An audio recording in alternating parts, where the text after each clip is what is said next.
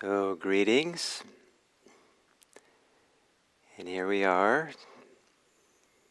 group of people to sit and meditate together, to sit and have a heightened awareness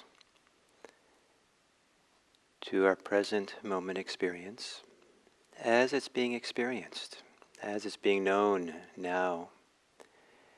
And so there's a tendency to de-emphasize retrospective thinking, meaning that we don't really need to think too much about what just happened in the past, even if it was just 2 seconds ago.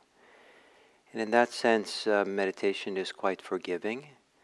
It's also quite freeing from us needing to judge or to consider or be troubled by what has just passed, what has just happened. And if you find yourself having been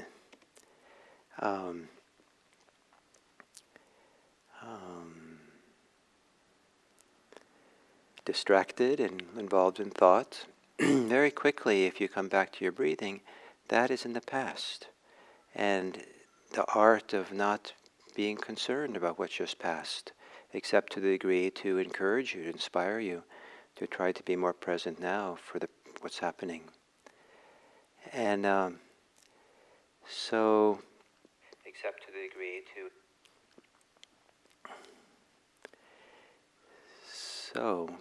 to take a meditation posture and to spend a little bit of time moving and adjusting your posture so that you are more comfortable, and also so the posture expresses a little bit of alertness. Maybe you twist a little bit or sway back and forth, forward and backwards. And I like forward and backwards because it helps bring the attention to the sitting bones, to try to be balanced on the weight on the sitting bones.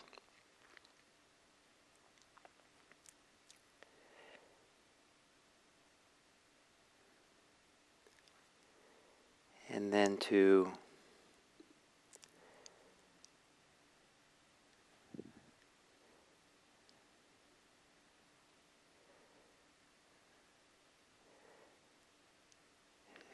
let your body be still. And in the stillness, to feel a stillness in your body. It might not be still everywhere, but to feel what is still, quiet, here in this body. And perhaps you can relax the muscles of the body. When the muscles are tense, it tends to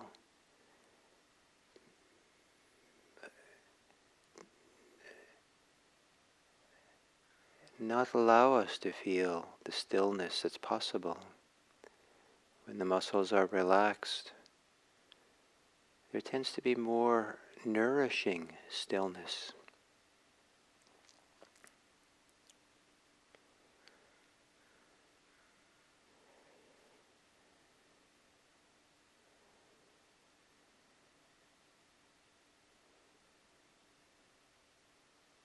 And perhaps to feel the weight of your arms.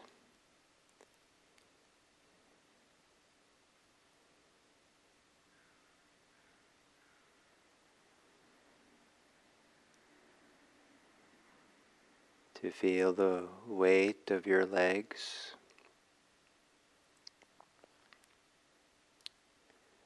To feel the weight of your body resting against the surface that's holding it upright, or holding it.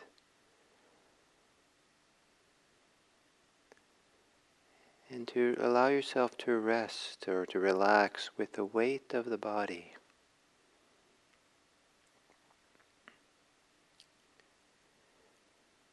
And then to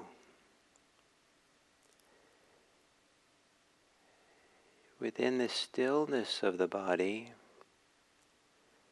whatever stillness there might be,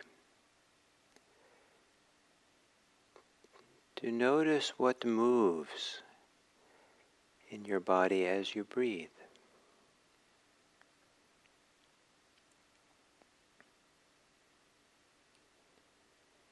Notice what moves most prominently, the prominent places of breathing moving.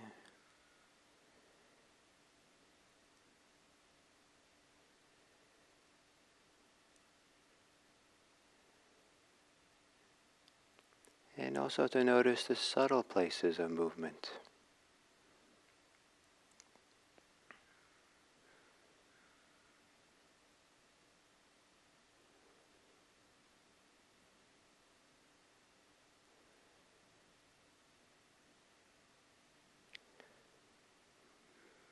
As you inhale, perhaps being aware of the expansion of the torso. And as you exhale, the contraction, coming back together.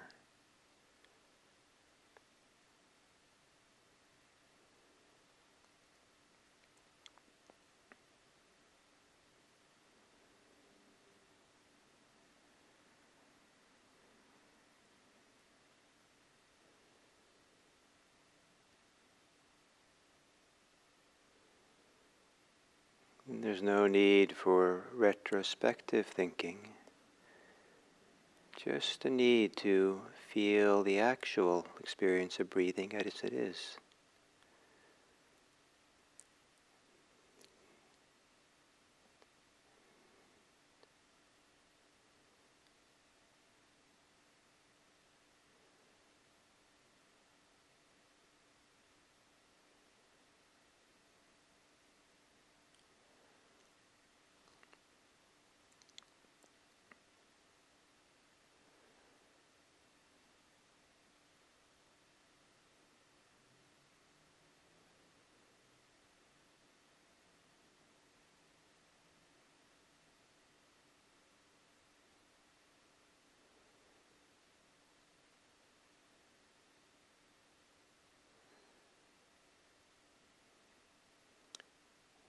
And there are a lot of different sensations that come into play as you're breathing. In the inhale, there's movement, upward, outward, expansion. The beginning of the inhale, there might be even a sense of release. Something gets released as the movement begins.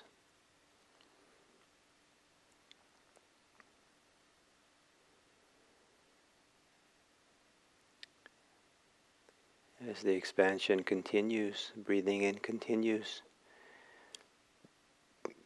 there might be a lifting of the chest or the diaphragm, or pushing down into the belly.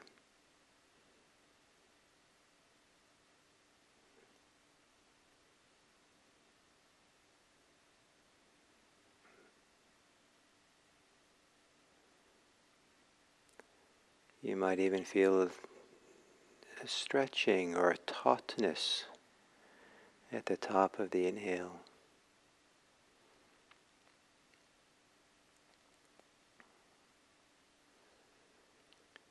The exhale can begin with a release.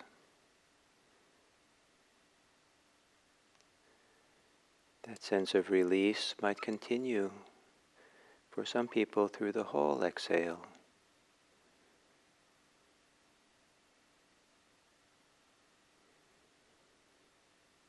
At the end of the exhale, there might be a fading away of the release.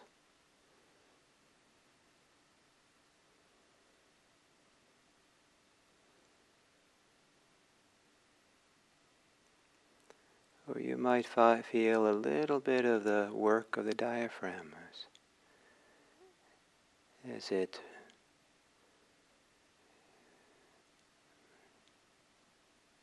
pushes the air out of the lungs.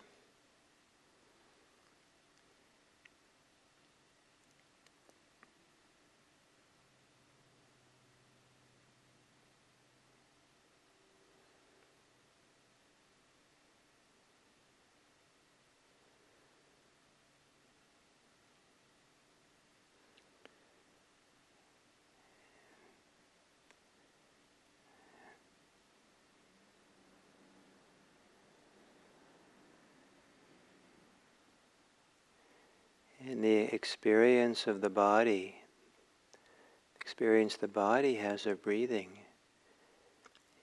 is a physical experience of contact. In Buddhist terms, we would call it touch. A kind of physical touching of this movement, the sensations of your body against the nerves that are in those parts of the body. And so you might see it as a gentle experience of massage from the inside out. And as you would maybe receive a massage, receive the touch, receive the sensations of the body breathing, and the rhythm, breathing in and breathing out.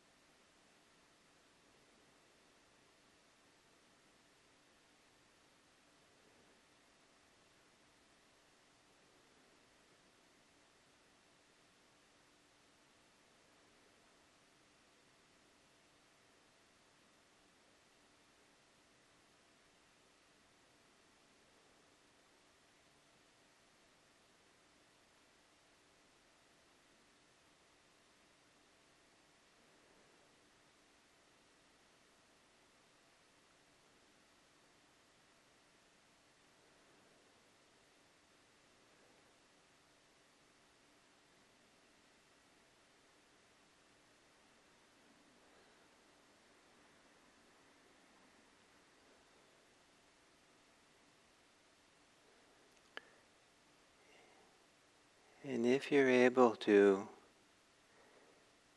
stay with a continuous inhale and exhale, kind of ride the wave of inhale and the wave of exhale. See if you can notice where in that cycle of breathing in and out your mind tends to wander off in thought. For some people, it's the end of the exhale is quite common.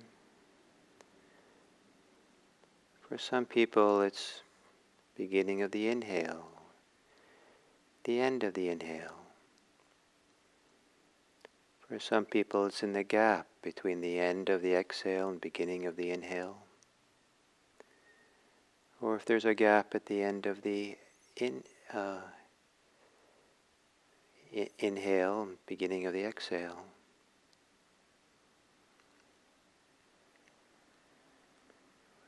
If we think of breathing as a circle, where in the circle does the mind tend to wander off?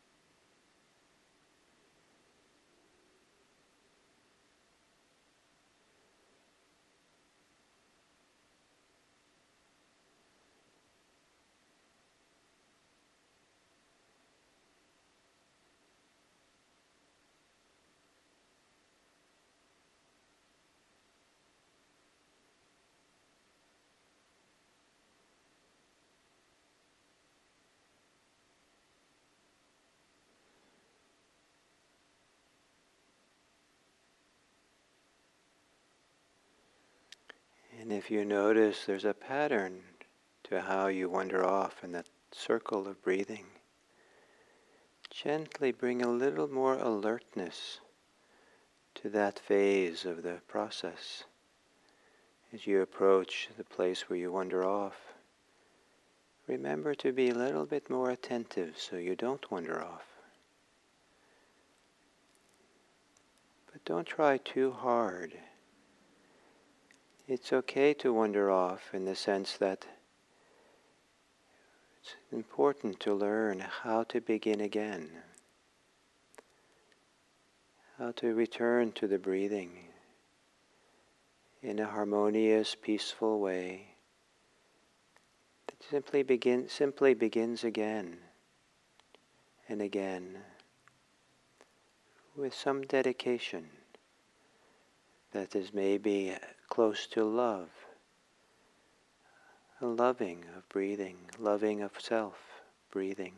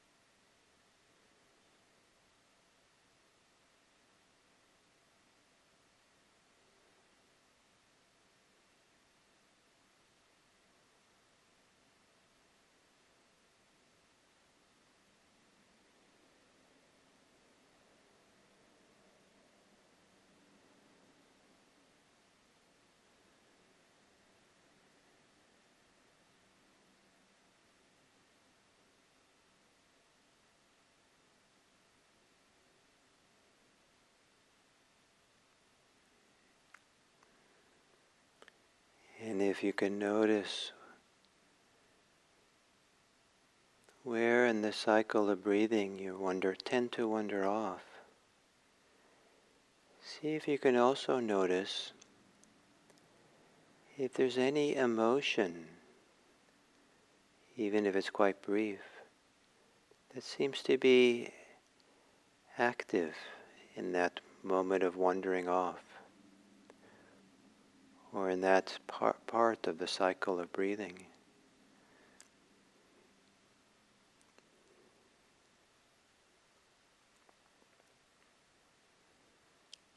And if there is, breathe through it. Just simply continue in the cycle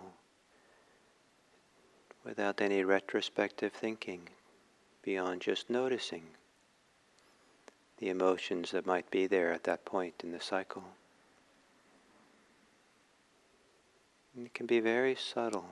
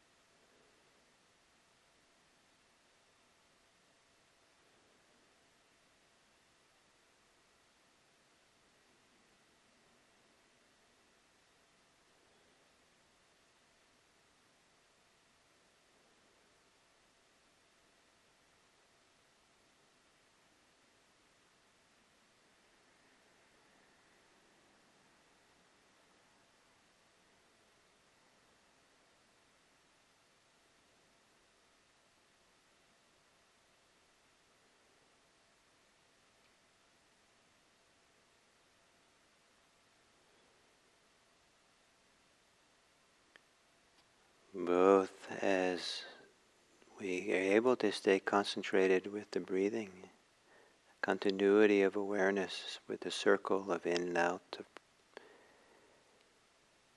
And when we can't do that, when we're not concentrated, if we're able to have no retrospective thinking, just practice with how it is, we're learning how to be present for breathing, returning to the breathing in a very simple, open way that is closely related to our ability to meet people in an open and simple way without our past judgments and biases and emotional baggage, maybe. Just as we can begin again with breathing, learning to do so in a fresh way, as if it's the first breath, without retrospective thinking, judgments about having wandered off.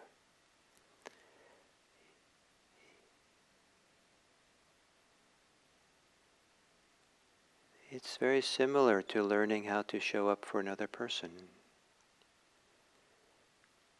Fresh and open and without the weight or the bias or the filters of the past. And of course this needs to be done wisely. But it's such a gift to give others our capacity to be present for them, clearly, simply, openly, without the retrospective involvement of the past and ideas and biases. May it be that our ability to show up fresh for each breath,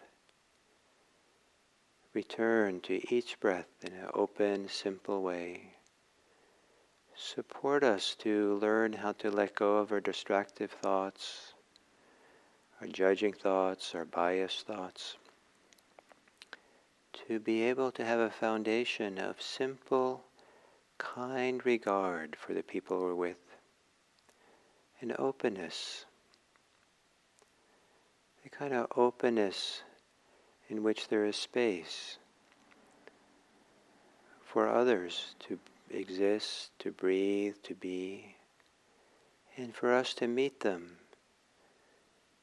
with appreciation and value, and seeing that being able to or being open to experiencing the depth of who they are. Each person that we meet has a history and a depth and a fullness and that's almost certainly greater than any way we think about them. And may it be that this meditation practice helps us to meet people with that great respect of seeing them free of our bias, free of our desires, free of our resentments, free of our judgments. May all beings be free of us. May all beings find peace when they're with us. May all beings have the space and the safety to be happy. And may we in our presence contribute to that safety and space. May all beings be happy. May all beings be peaceful. May all beings be free.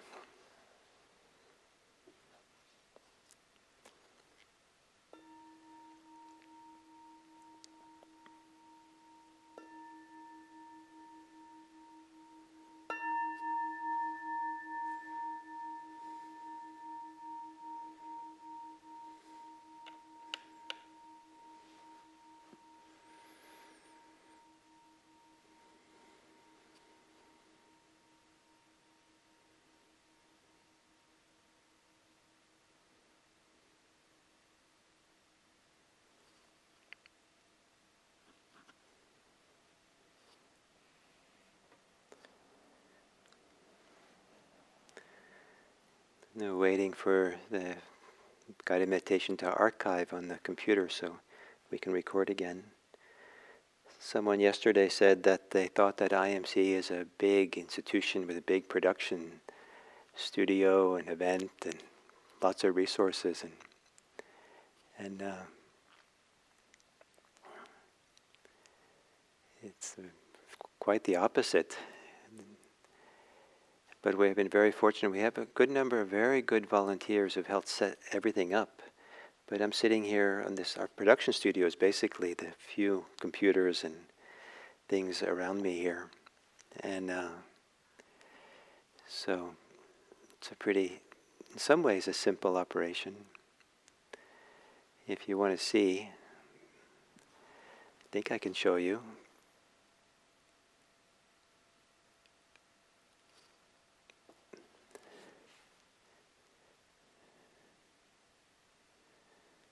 Let's see, yeah.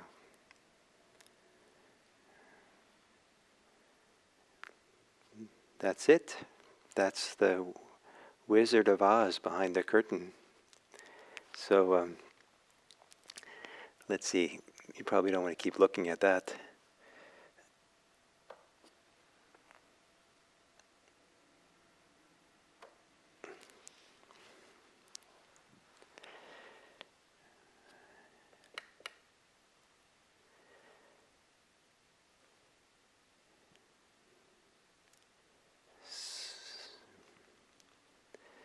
So I hope that wasn't too much of a distraction from the meditation to the Dharma talk. Then we'll start fresh here with the talk. So I've been doing mindfulness of breathing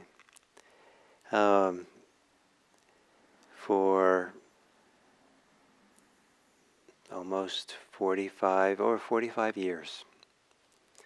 And I've continued to find it more and more interesting and engaging. And it's engaging and interesting for a variety of reasons. Certainly it gets more interesting as we're able to get concentrated on the breath and have greater freedom with just being with the breath. And the concentration itself kind of evokes interest or evokes new states that are not directly connected to the breathing, in the sense that the breathing itself might not be as interesting sometimes, but the concentration on that uninteresting breathing opens up whole different vistas of the inner life. But breathing also can be quite interesting in its own right. And I think of the breathing sometimes functioning as a mirror that helps us to see ourselves, sometimes in the subtlety of what's going on, that sometimes for me is not so easily available in ordinary life.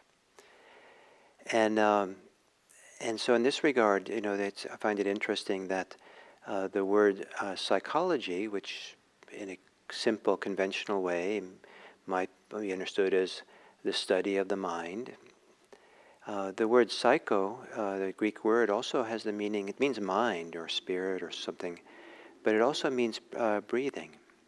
And it seems like the ancient Greeks saw that what we would in modern English call psychology, how the mind works, is closely connected to how the breathing works. And we see in Latin also the word, the Latin word, or certainly the Italian word for breathing is spirare.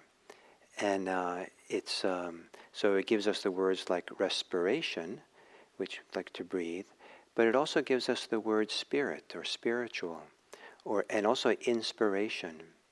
And so I delight in the idea that the two words, spiritual inspiration, has the word breathing in both words. So this emphasis that somehow what's like our minds, our psychology, our spirit, or what's spiritual, is all kind of comes together with the breathing. There's something about breathing which is as I've said earlier, is kind of the meeting point of so many different aspects of our lives. And so one of the interesting ways of studying this is if you're able to stay intimately, quietly, peacefully, attentive to the full cycle of breathing, which means that you don't do the checklist approach to mindfulness. Like, maybe you've been told that you should be aware of the in-breath and the out-breath and be there for it. And then I've done this, certainly. It's like you just be there for the beginning of the in-breath and check it off. I've done that. And, and, uh, and then the rest of the out-breath, the mind wanders off in thought because I've done the job. And the beginning of the exhale, or some point, just check that off, exhale, and then not really, there for the whole experience. The idea is to be there for the whole experience, to have a continuity of attention, to flow with the whole cycle of breathing. So from the beginning, middle, and end of the inhale, you're experiencing how the beginning, middle, and end changes from each other. How the sensations, the experience at the beginning unfolds into something else in the middle of that phase and the end of that phase. And for beginners, it might be hard to have that nuance of attention. And it's not, it's fine. That's something we learn over time. But over time, as the breathing slows down, gets more settled, there is a phase, breathing in, the beginning, the middle, and the end.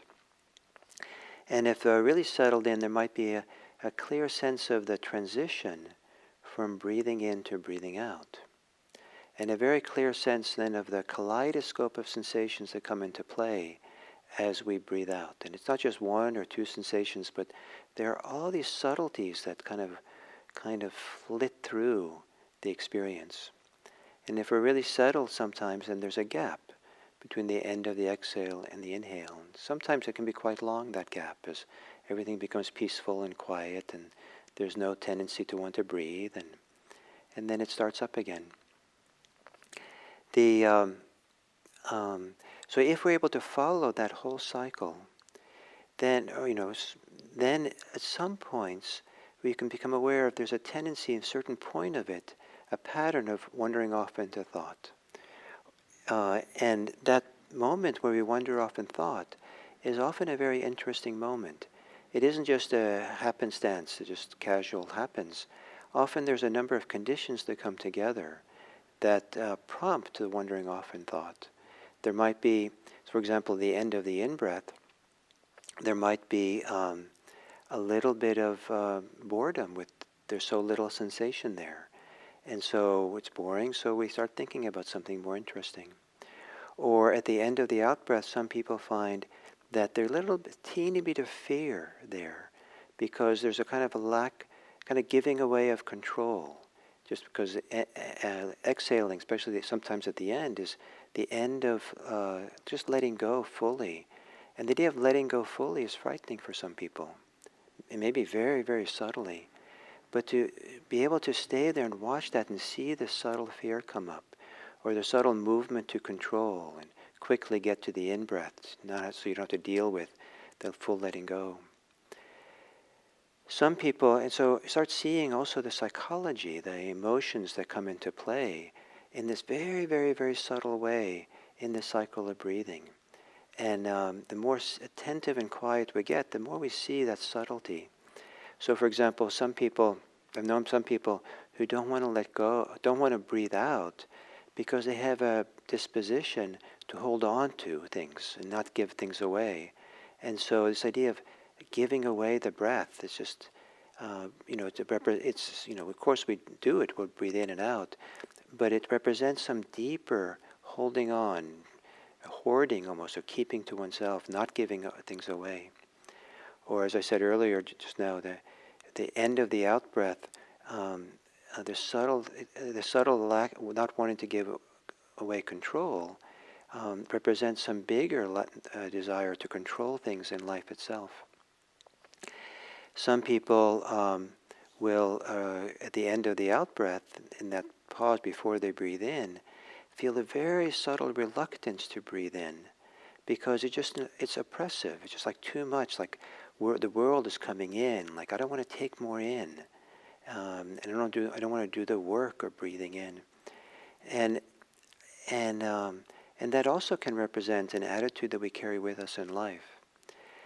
So there's all these attitudes that can come along with our breathing. And as we get quieter and quieter and start staying with the full cycle of it and noticing where we wander off, or noticing kind of how we get little bit, certain emotions get activated at different points in the cycle, we're actually learning about ourselves in a deeper way. It's like a mirror for ourselves. And it isn't incidental, because as we keep learning to breathe without interfering with breathing, or with the continuity breathing, the courage to keep breathing through all these things, in a sense, breathing through, these things begin to slowly dissolve or unravel or settle or quiet down. And we start coming into dimensions of greater freedom with the breathing, where those things don't interfere, those things are not activated. And slowly over time, just that continuity, just staying with it all, staying with what parts of the breath are tight or constricted, or where these different attitudes or emotions come into play, breathing through it, just letting it settled, not being reactive to it, not being troubled by it, not trying to fix it, but just gently, quietly breathing through it, non-interference with how it is, but seeing clearly what's going on. The breathing then becomes more than just a mirror for what's going on in our psychology or inner life. The breathing then becomes a support for learning how to find freedom through it, freedom on the other side of it, freedom with it. So this is not, can't expect this to happen in one sitting or the next time you sit, but you might be able to experiment a little bit, or be a little more attentive to see if there's some of this, what I'm saying today, maybe little hints of it that you can recognize in yourself as you meditate. And I'd like to suggest that some point in the next 24 hours before we meet again here tomorrow, that maybe you take another 30 minutes to meditate on your own, and see if you can tune into that circle, the cycle of breathing in and out, and see if you find any subtle attitudes or subtle ways that of reactivity around the breathing, emotions, or that might actually be very insightful to see, and that becomes the vehicle, the door through them, that you find greater freedom. Finally, I want to say again, in case you weren't here Monday, that this week we'll do the 7 a.m., the same sitting at this time, wherever your time zone is, for Saturday and Sunday as well. And the reason I'm doing it sometimes on Saturday and Sunday is I'm starting a retreat this evening, and that retreat goes through Sunday, and so there's a 7 a.m. sitting at the retreat as well. So I'm just kind of folding these two together. So there'll be a parallel audience for this from the retreat, and for them they're watching it on Zoom, and for them also then that 7 a.m. theme will be breathing, and so we'll continue with this theme for an extra couple of days. So thank you all very much, and I'm looking forward to tomorrow.